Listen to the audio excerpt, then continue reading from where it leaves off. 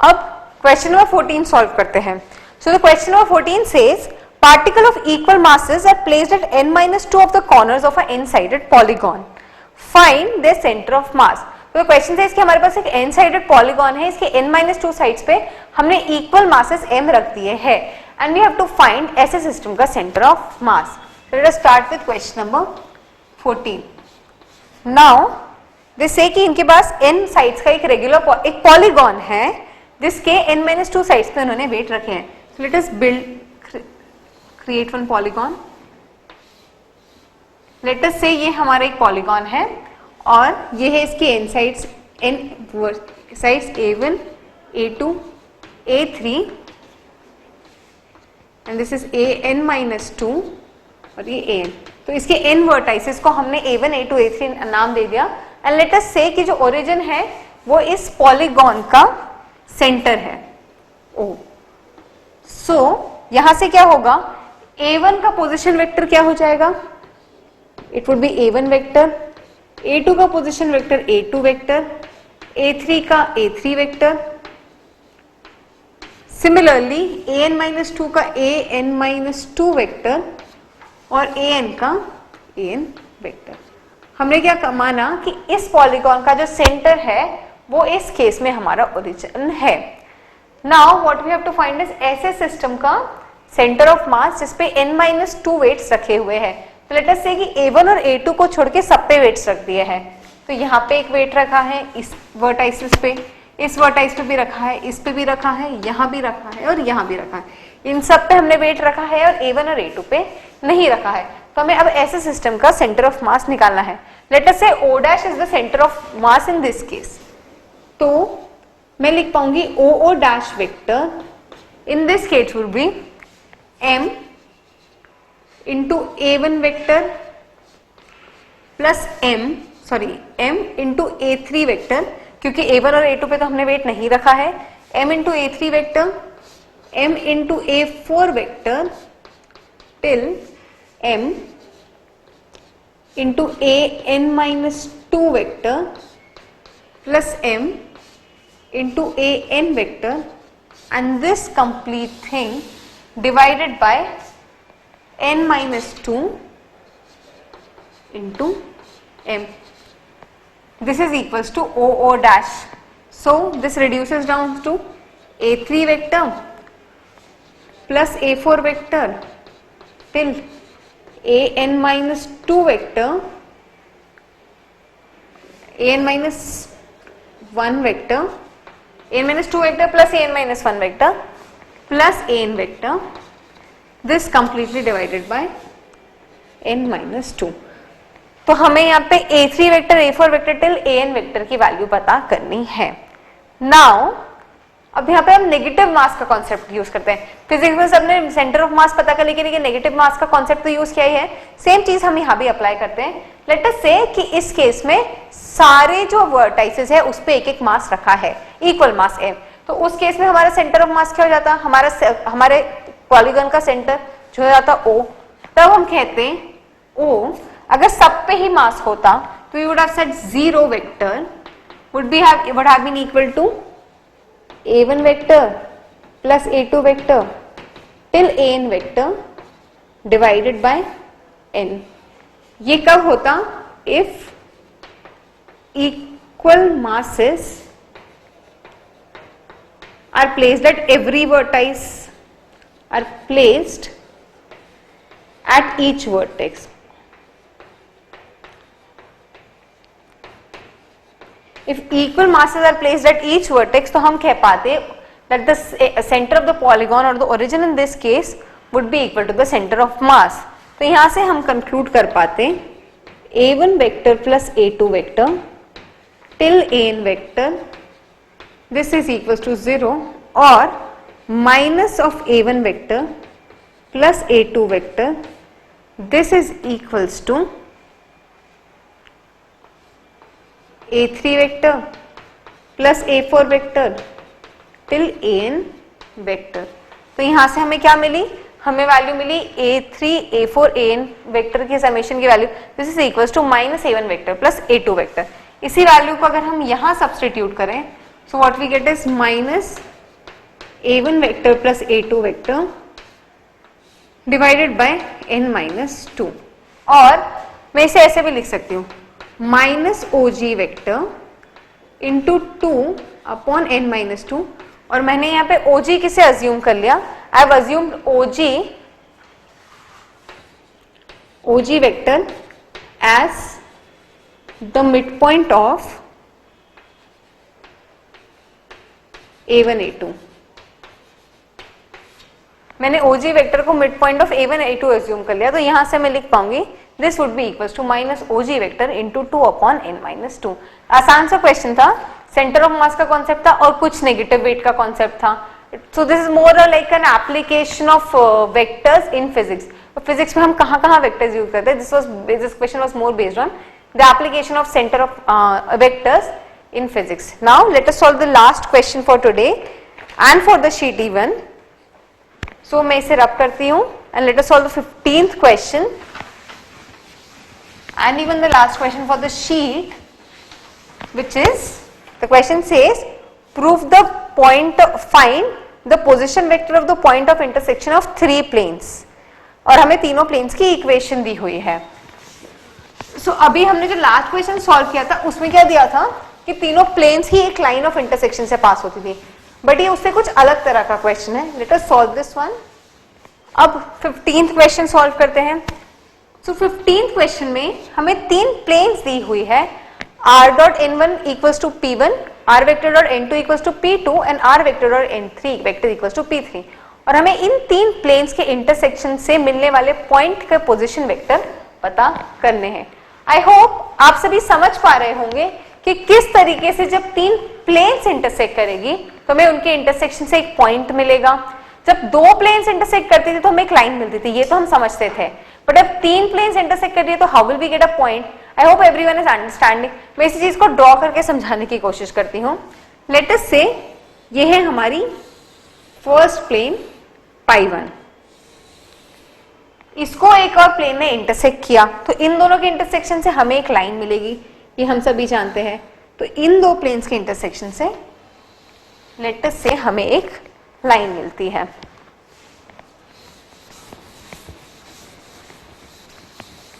इसे ड्रॉ करती हूं। लेट अस से ये है हमारी फर्स्ट प्लेन π1, इसे इंटरसेक्ट किया हमारी एक और प्लेन ने,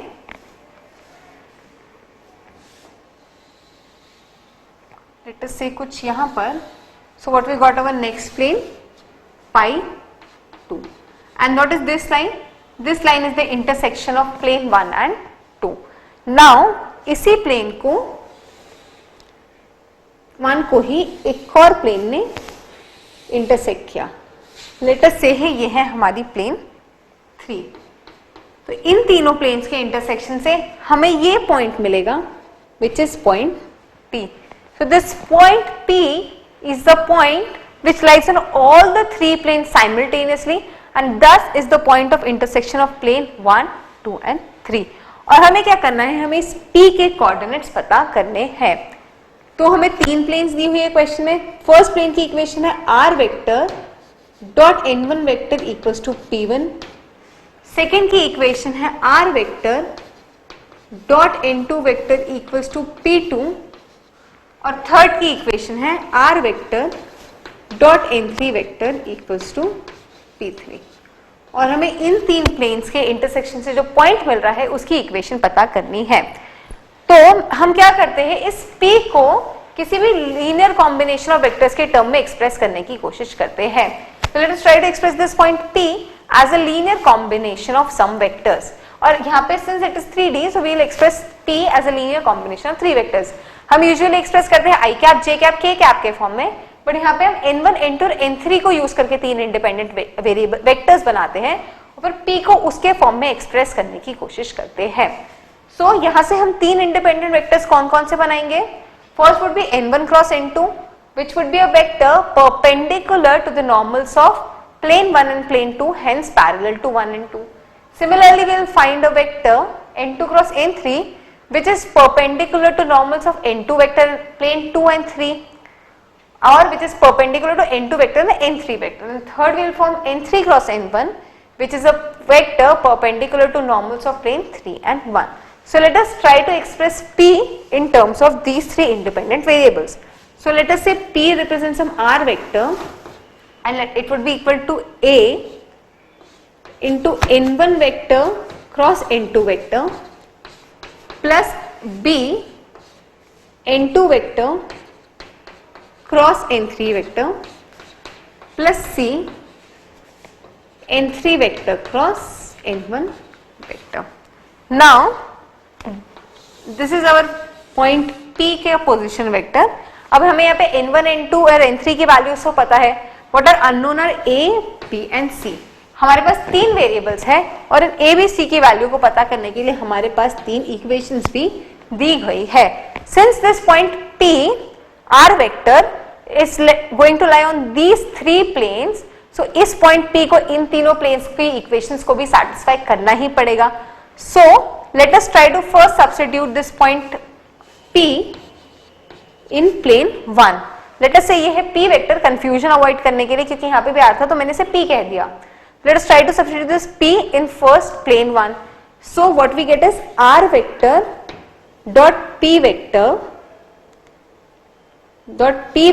we'll get this equals to P1, or this is equals to A n1 vector cross n2 vector plus B n2 vector cross n3 vector plus C n3 vector cross n1 vector.